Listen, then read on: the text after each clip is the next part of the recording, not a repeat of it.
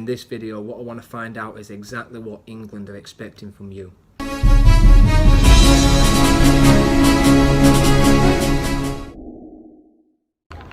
So we just had this breakfast. We're down at the Village Inn Hotel, and we'll head over to Medway Park now. Sorry, the sun's in my eyes massively.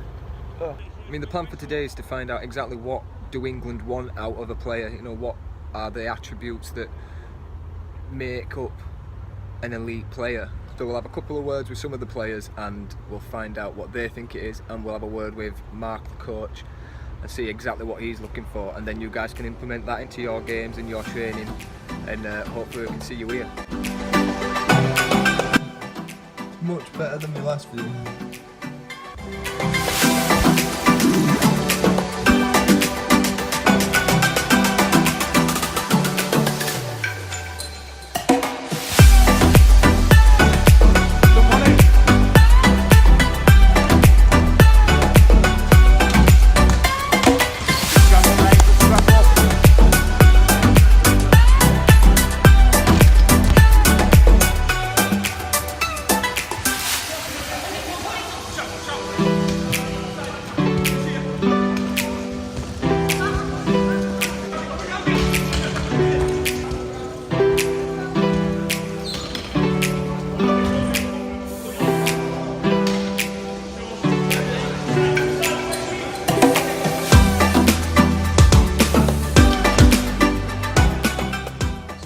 In the team meeting this morning, we had a word about what's the why. So basically there's why, how and what. So basically what most people do is to work out what they want, how they're going to get it, but then they forget about the why. So what we're working on is, and ask yourself, why are you playing wheelchair rugby league? How are you contributing to it? And what are you going to gain from it as a result of that? So always start with your why.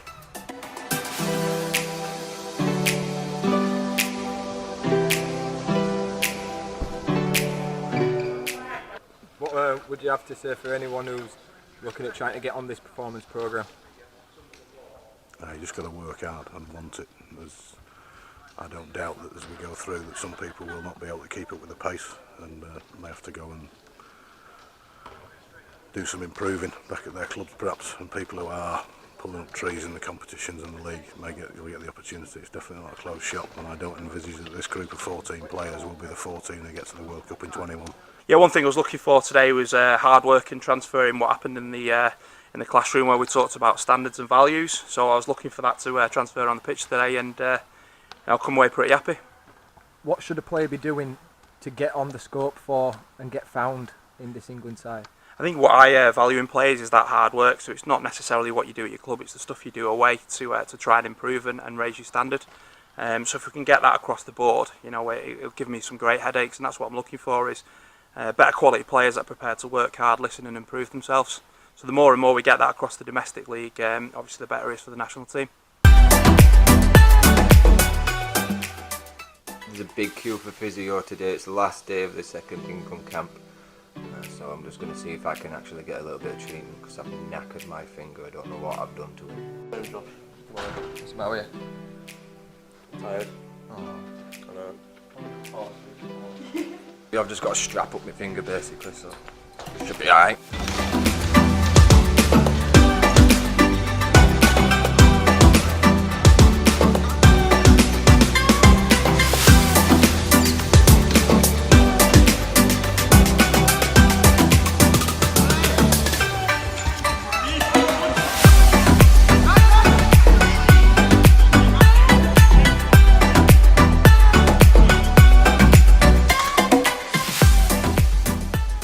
Second day of the second England camp. How are you feeling, James?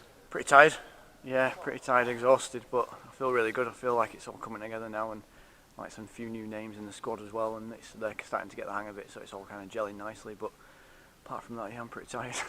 We've been told there's a test coming up, isn't there, in November, is it? Yeah, 2 in November. There should be a night's test against Wales, and then a first team test against France, hopefully over the course of the weekend or in the same day. So yeah, we're kind of building towards that now and getting ready for that, which will be exciting. Are you worried that obviously we've only been able to get together 3 times before this, we have another camp on the way. Are you worried that's not enough, or? No, I'm not worried, because I know like a lot of the people in the team have got the skills and the depth, and we've all played together quite a lot, and the new players who are coming in have kind of are getting it pretty fast, and then if they kind of don't quite get something, there's enough senior players there to kind of pick up the slack if need be and direct them like as and when. So no, I'm not worried. It's just like all training is awesome, and the more we get it, the better. But I'm not worried about not getting enough at the moment. Obviously, there isn't just one aspect, but if there was one attribute you could pick out, which distinguishes an English international player from your run-of-the-mill wheelchair rugby league player, what should they be aspiring attribute-wise to have? Yeah, I think it's all well and good getting in your chair and pushing around. I feel like a lot of it is stuff you do in your own time, like you're sitting in your chair by yourself, practicing passing, practicing stopping your chair, practicing fast tagging. It's always little 1%ers that a lot of people might not do. They might think that comes naturally in a game. I feel like doing that away from the pitch, they're the kind of things you need to do to start aiming at making kind of the performance squad and kind of coming in and hitting it in kind of internationals. It could be something as simple as just cutting down that one McDonald's a month or something like that. Yeah, exactly. That's a 1%. Yeah, just tiny things. I think it's easy if people get on the field and push around, but it's the stuff you do away from that and watching game footage back and just generally trying to treat it more professional. It's not a professional sport, but treating it like it almost is, like to you guys and doing it. So probably that's my big thing here. How are you feeling, Lewis? Absolutely shattered. I'll be going home and going to bed, I think. This is your first time in the performance programme and things like this, obviously second camp. Yeah. How is the camp living up to your expectations of what this would be like? I knew it'd be hard, but yeah, it's definitely harder because I think what it was with us, it's a totally different way of playing from our club training, our club games and stuff. Like it's a totally different way of learning new drills and like working as a team. Like it's a lot different. But I think the first time round in Camp 1, I learnt the basics around it, and this time round, I do feel like I can. Technical stuff. Yeah, I feel like I've got it this weekend. You enjoy it, mate? Yeah, a few of the lads that have been around for a while spoke. Each of them are getting better and better. I think these have been probably the best that we've had, seeing as we've just got back into it since last year's World Cup. The level's really high right from the off, whereas normally it takes a while to build in. So intensity is great, level's great, skill level's great. So all is good. Obviously, you've been involved in England for a while now, sort of thing. How are you seeing the progression of this performance programme moving along? Well, it's great to be under the RFL now instead of just being part of Rugby League. We are part of the RFL. We run alongside the men's and the women's under the EPU, which is great for us. Get better facilities, more support, which would just help us improve us and reach our goal, wherever that may be down the line. And then we spoke. There's only 2 of us that were here from 5 years ago, so and that just shows how the depth has come through. We've got a real young squad, which is great. So is that me and you? It's just me and you. Is it just me and you? It's just me and you. Together? Oh, Yeah. It's like a love story. There were one thing you to say to a generic wheelchair rugby league player that wanted your spot in this England team, what would they have to do to knock you out? It's not hard to knock me out. Anyone else? Just keep going. Try as hard as you can. Always try to do your best, even if you're smashing a team or you're getting smashed or whatever, or it's just a quiet training session. Just always strive to be your best, because it will always translate and you will get noticed.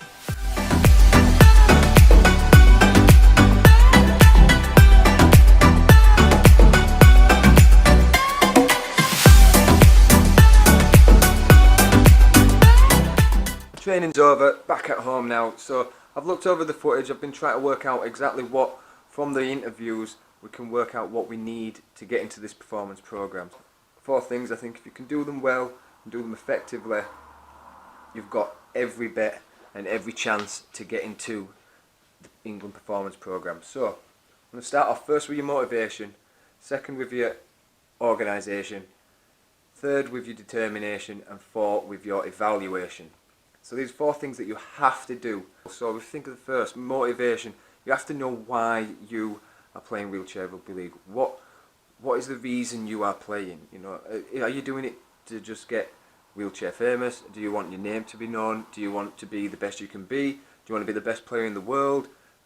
All of these, none of them are wrong.